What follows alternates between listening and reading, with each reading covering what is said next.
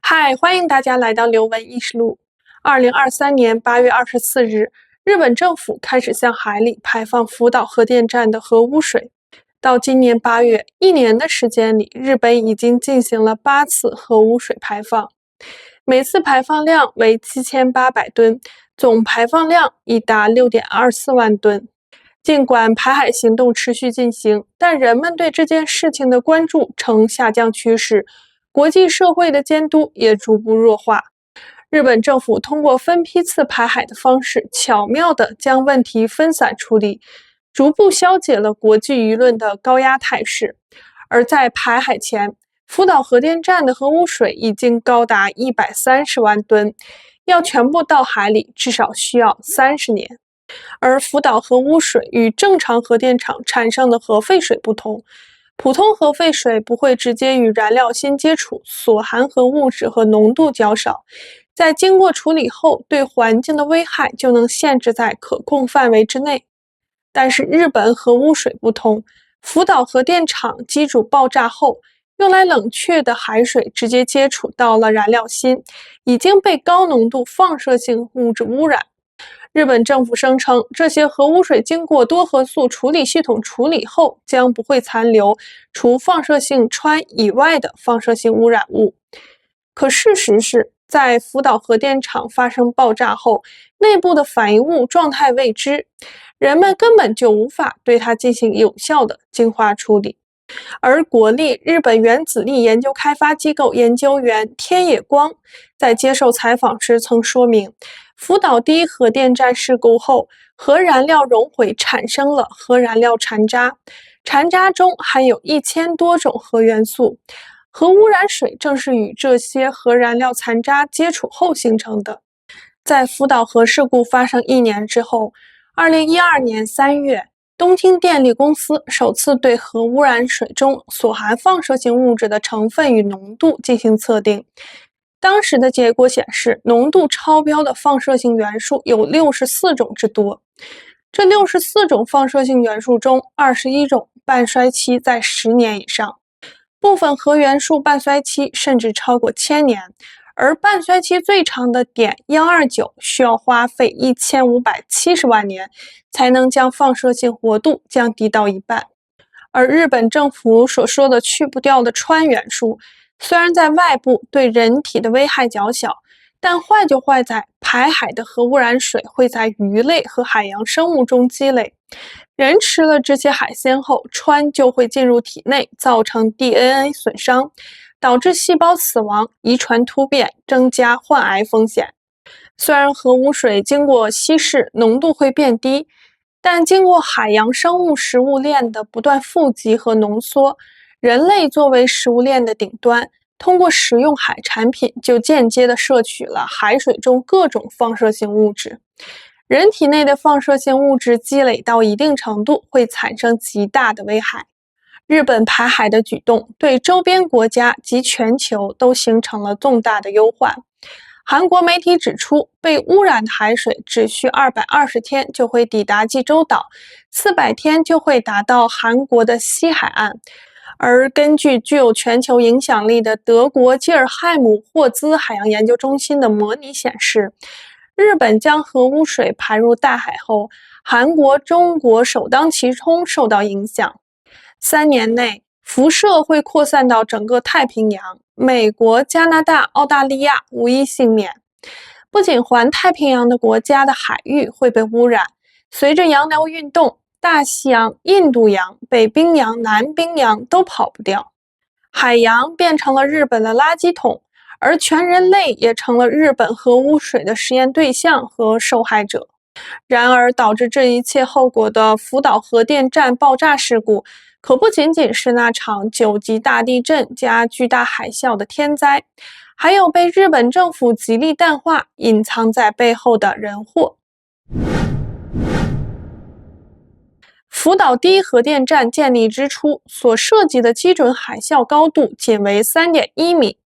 当时由于科学水平落后，核电站建在海拔约10米处，海水泵在海拔4米处。然而在2002年，当新的科学认知提出福岛地区的核电站有面临高达 15.7 米海啸袭击的可能性时，福岛核电站所属公司东京电力以及政府监管机构对这一警示视而不见。在知晓福岛核电站可能处于高风险区域的情况下，依旧让核电站继续运行，且没有采取充分的安全措施，比如将备用发电机移到山上，密封建筑物的下部，以及为海水泵提供适当的备用。而311大地震的前一周，日本东京电力相关部门已经预测到本次地震的可能性，但是他们拖延2天后才向日本核安全机构报告，并警告称可能会引起大规模海啸。不过，日本核安全机构的工作人员忽视了这一警示，并强行让福岛核电站继续运行。在错过所有补救措施后，天灾来了。2011年3月11日，9级强震导致核电站断电，使核电站内的唯一的冷却系统失去了电力供应。这时候抢修电力本来还有的救，但是地震后跟着来的就是曾经预测到的大海啸。由于核电站建得不够高，大量的海水灌入核电站，厂房、竖井、地下室通通被淹没。这回电力抢修也没办法进行，也就是说冷却系统彻底没救了。我们都知道核反应会产生很大的热量，这些热量一部分变成电供人们使用，一部分需要冷却水把它带走。现在没了冷却系统，热量越积累越多，不仅会把保护壳烧穿，核燃料熔毁，导致大量放射物外泄，还会产生大量氢气，形成高压，引发爆炸。那这个时候还有没有别的办法可以抢救一下？还是有的，就是立即注入冷水淹没反应堆进行紧急冷却。当时东电的工作人员想要利用核电站的消防泵或消防车将水注入反应堆，但是由于水压小于容器内压力，无法注入，那就只能将部分蒸汽排放到空气中，降低内部压力。但是这个决定，第一核电站站长吉田正夫说了不算，他必须得到东京电子高层和政府的同意。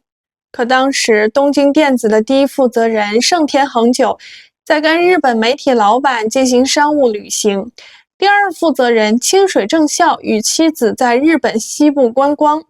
等他们来到事故现场，核电站已经一片狼藉。而这个时候应该出面的日本政府也没有动作。当时的日本首相菅直人得到的消息是通过层层传递上来的，他并没有理解到当时核电站情况的紧迫感，而他身边的核专家靠搞人际关系混到这个职位，对核电站的问题更是一问三不知。后来菅直人坐直升机亲自跑到核电站了解情况，这才与站长吉田正夫沟通上，同意了排气的决定。可是已经为时过晚，核反应堆早已烧穿，核燃料熔毁，辐射爆表，里面充满了大量的氢气。当天下午2点开始排气，3点36， 1号机组大楼就发生了氢气爆炸，附近的2号机组大楼也被炸飞了一块面板。随后几天里，2号机组内部、3号机组、4号机组全部发生爆炸，大量放射性物质被扩散的到处都是。福岛第一核电站有6台机组，只有5号、6号机组因为地势较高，加上处于停机状态，受损不太严重。不过爆炸并没有停止核反应，1、2、3号机组的核燃料像熔岩一样堆积在反应堆建筑的地板上，只有通过持续24小时不间断地向建筑内注入大量的水，才能防止进一步熔毁产生更多放射性物质。至于这些核燃料要烧多久，没人知道，专家预测可能要烧个30年。而日本淡水资源有限，爆炸的当天下午，站长吉田正夫就让工人们准备往里灌海水。海水虽然源源不断，但是这些流经反应堆后直接接触核物质的核污水却没办法处理。东电采取的措施是直接把这些核污水装进巨大的储水桶里进行存放。这些桶密密麻麻地摆放在核电站的厂区内，但长此以往也不是个办法。而且在随后的勘察中发现，有一部分储水桶底部竟然发生了渗漏，污染了当地的土壤。所以从2013年3月开始，东电开始采用多核素去除设备来对核污水进行处理，然后再装进桶里。但是核污水到底能被处理到什么程度，没人知道。日本政府和东电最初的说法是，处理过的核污水能够把除了氚以外的放射性元素降到安全标准以内。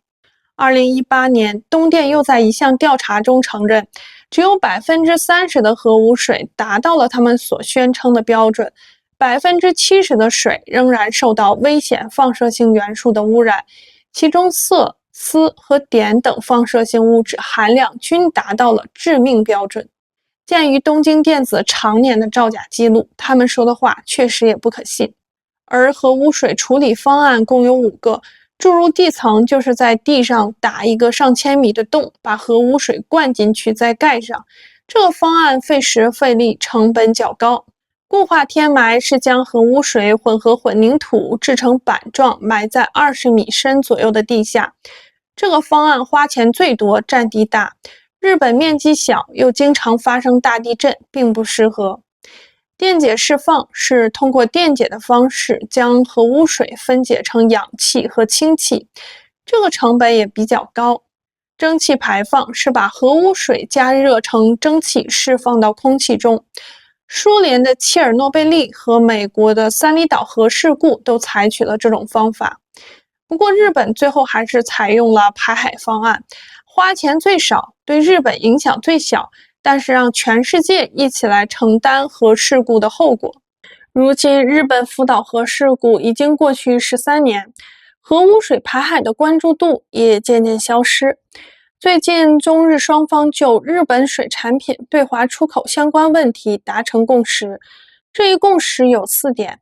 第一，就是要日本负责任履行国际法；第二是中国要参与核污水的独立取样监测和实验分析；三是这个问题还要继续谈；四是监测完后看要不要恢复日本水产品进口。不过，即便最后恢复日本水产品进口，又有多少人敢吃呢？早些时候，国际原子能机构就被韩国媒体爆出收受日本100万欧元的贿赂。而据日本广播协会 NHK 报道，针对社交平台及其他平台上的负面信息，日本外务省制定了一份公关政策，公关费用总额为700亿日元，居然是核污水排海预算的20倍。为什么日本政府不用这个钱处理核污水，反而用他们搞网络水军呢？因为这个钱日本政府好立名目给纳税人看，比如为了维护日本的国际形象。如果你说我要拿这么多钱去处理核污水，那日本人民估计就不干了。毕竟错在东京电子，凭啥拿老百姓的钱去补贴，还是一笔巨款。所以即便中国参与国际原子能机构的监测，谁又能保证相关人员不被日本政府收买？而日本核污水排海要持续30年，真的能够做到持续30年每天24小时监测吗？毕竟日本偷排核污水已经不是秘密，日本最爱玩的就是人前一套背后一套，甚至连日本人民都不相信岸田文雄在电视上吃福岛海鲜的表演。可以想象30年后，日本排完核污水，不管地球上的生物和人类受到何种影响，日本只会说那是以前日本人做的事儿，和现在我们没有关系。我们是无罪的，我们也是受害者。